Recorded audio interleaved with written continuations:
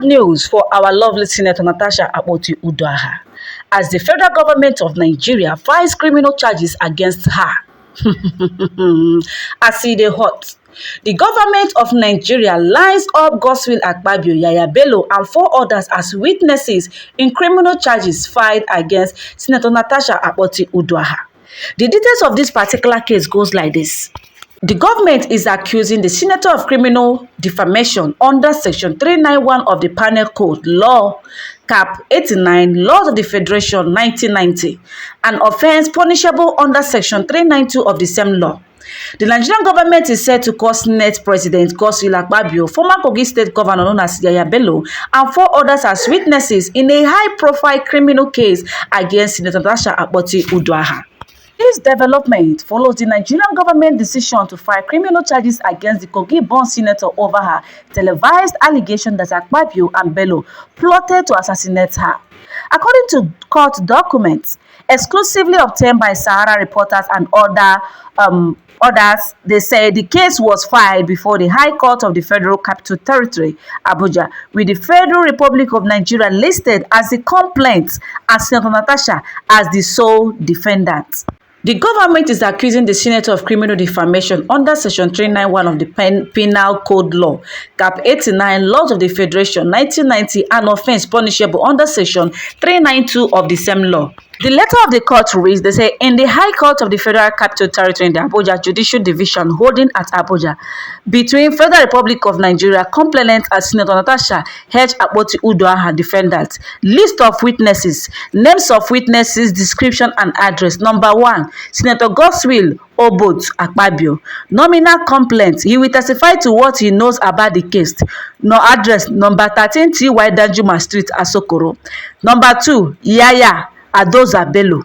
He is also a nominal complaint. He will testify to what he knows about the case. Number 9, Benfazi Street, Wuse, Zone 4. Senator Asko Young, that is number 3. He will testify to what he knows about the case. Senate Building, National Assembly Complex. Number 4, Dr. Sandra C. Duru. She will testify to what she knows about the case. 1 Christom Trail Road, Street 450, Round Rocks, Texas 78681. Number 5, ACP Maya Iliya, investigating officer. He is one of the officers who investigated the case. He will testify to the role he played in the investigation of the case.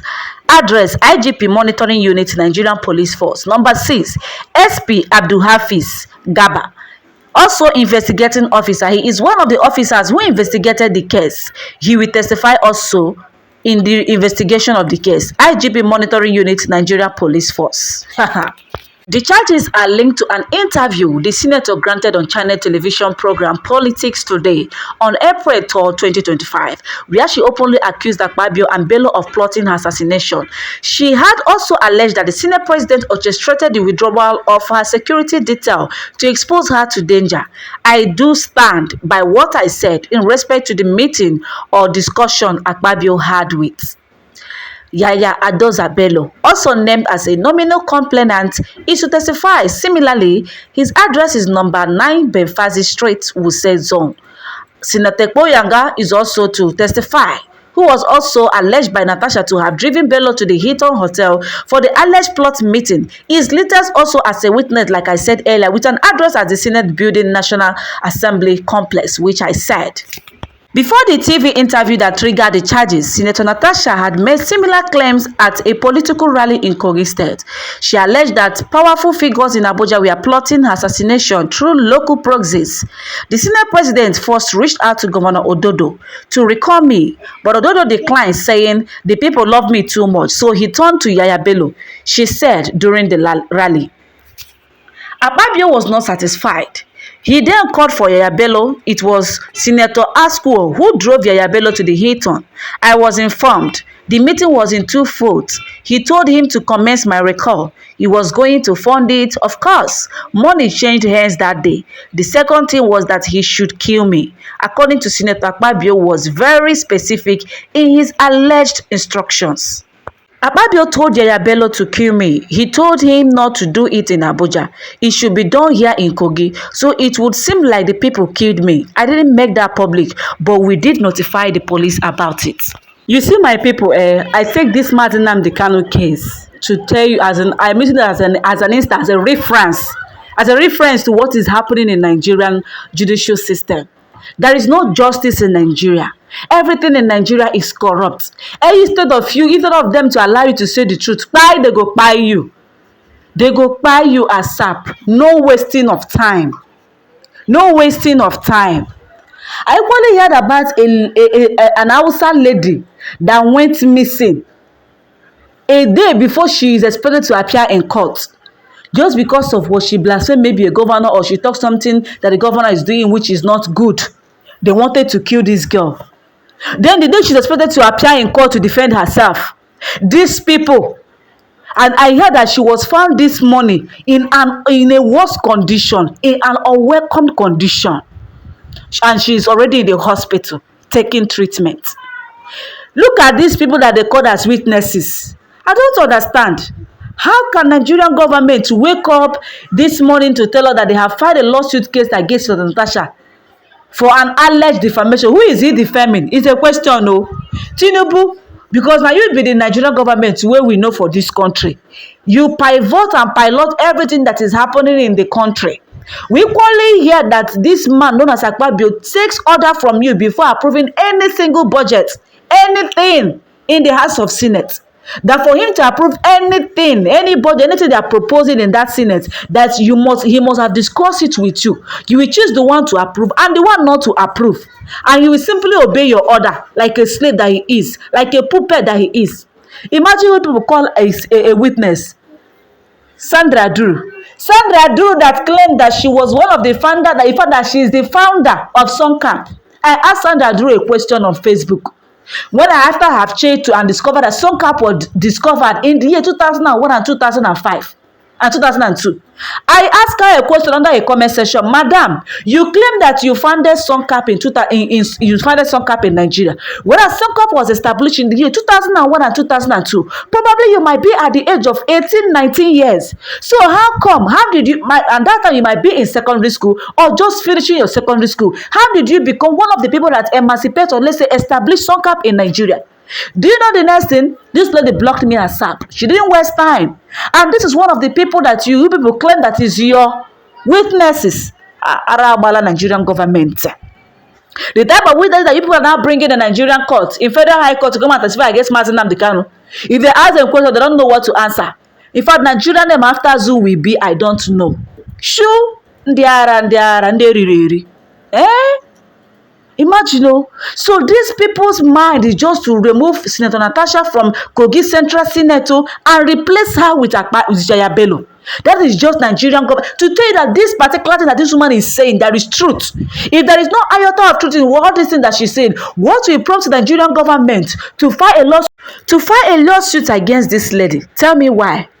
First of all, they suspend this lady. To tell you that this suspension, Akpabio and the other Senate did not wake up, and another Senate did not just wake up and this suspend Senator Natasha Akpoti-Uduaghan. That suspension order comes from above. That suspension order comes directly from our own president known as Bola Ahmed, because that man is very corrupt. He knows how to put pen and troubles, pains, tribulations in the life of both politicians and citizens of the country. Same thing he did in Rivers State. Imagine simply because there is one fire outbreak in Rivers State, you declare state of emergency. Back, you have removed Fubara and replaced him with Ibas. For what exactly? You suspend an elected governor for 6 months. Put another person instead of him. Whereas in different parts of the country, Benue, Borno, Makurdi, many in northeastern country are even having more chaos, squabbles, and terrifying, in fact, things going on in their state. You have not deemed it necessary to declare state of emergency in all those places. Why River State? Look at what happened. Senator Ebonyi of Ebonyi Central is proposing that a particular village in Abuja should be, in fact, evicted as a result of what? A village that, as a result of being a remote village located near Abuja Airport. That whenever he descending, that is on plane descending, he doesn't like the face of what he is seeing at the back of the Nigerian airport. I don't understand. Is this the people we call leaders? These aren't leaders. These are destroyers. Akpabio, the so-called Nigerian president, allegedly, they are all destroyers. You understand? This lady alleged that Akpabio harassed her. You people have not even asked Akpabio the proper question that is expected to ask him. And the next thing we heard was this lady was suspended. Not just suspended alone. All her monthly salaries are not even paying. They are not paying this her monthly. They are not paying her monthly salary. The security personnel guiding her were all withdrawn. She's not allowed to carry out any single activity as a senator in her senatorial zone. What exactly is going on? And boom, Akpabio, who denied that he does not know Sandra Drew, they are now putting Sandra Drew as one of witnesses against Senator Natasha. Who is Sandra Drew? Is it the one that have blocked me? Had it been this lady have not blocked me, I will say, okay. But provided she blocked me for asking her a very simple question, simple and clear question, which she is expected to answer. Later, she come online to talk about it, to talk trash. This person funded it. Later, he's a director from so this and that. Who the heck are you? There is a difference between you gain employment, let's say 2005 or 2000, and let's say 2015 or 2017, and you are not one of the people that founded this particular program, than proclaiming that you are the founder of that particular program. Whereas tracing the history etymologically, you were at the age of 18 years, probably you might be in secondary school or still eating from your parents at that particular time that particular program was founded.